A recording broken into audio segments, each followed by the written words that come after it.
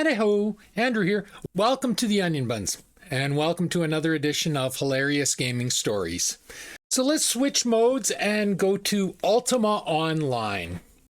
Hey all, just a quick mention here. Please like, subscribe, share, and comment on the videos you like. It helps with the YouTube algorithm, which helps me. Takes 2 seconds.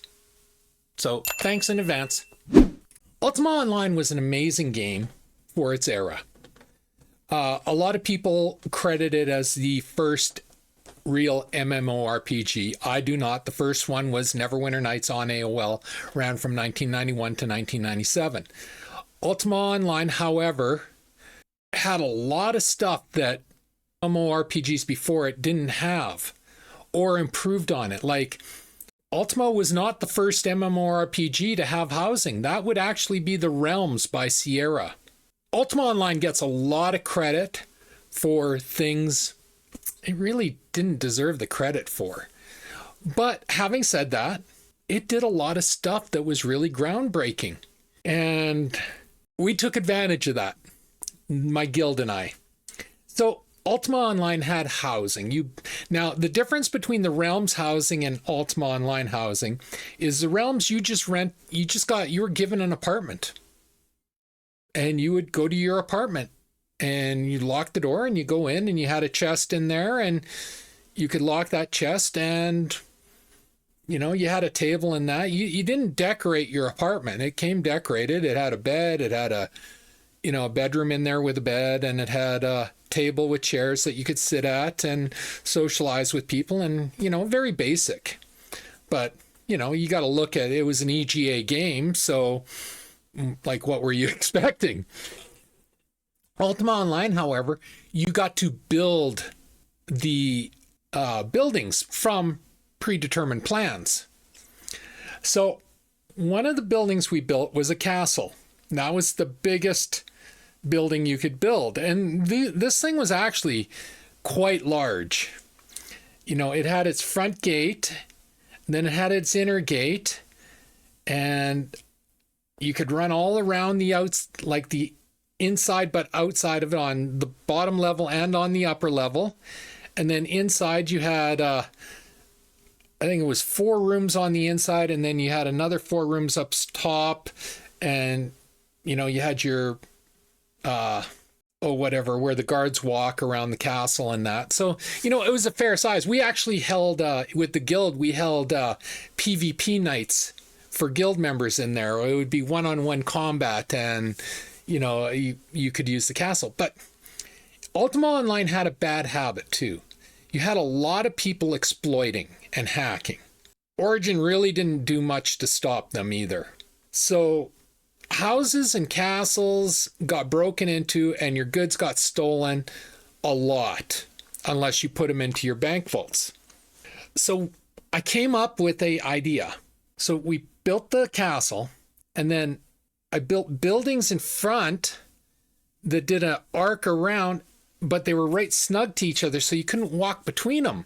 And I made this front area that nobody could get to unless you could teleport in. So we did that, but we had, some members were stupid and they'd open up gates and run through, and then somebody else would run through the gate and they'd be there and they'd run in and they'd steal from us. So I'm like, okay, we can't do that. So I made a rule for the guild. I was the guild master, by the way. That's why I could make rules. Is you have to leave your recall ruin in your bank.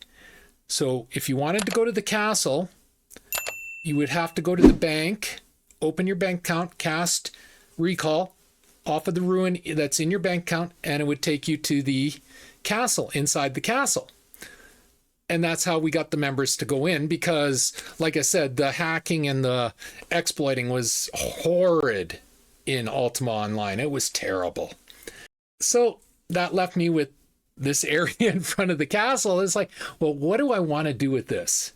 Now, nobody's ever said I'm not vindictive. So I came up with the great plan. Is we had this area and monsters could not open the doors. And we had all the members recalling directly into the castle. So they weren't using the front area anymore. So I took a recall rune with me and I went into a couple of dungeons where there was fire elementals and liches. And I got them to chase me, and I opened up the gate, not the recall, but the gate, so that you had the standing gate, and I ran through the gate. And sure enough, fire elemental or a lich would follow me through the gate, and I'd close the gate and I'd recall out of there. And now the fire elemental and the lich are stuck in that open area in front of my castle.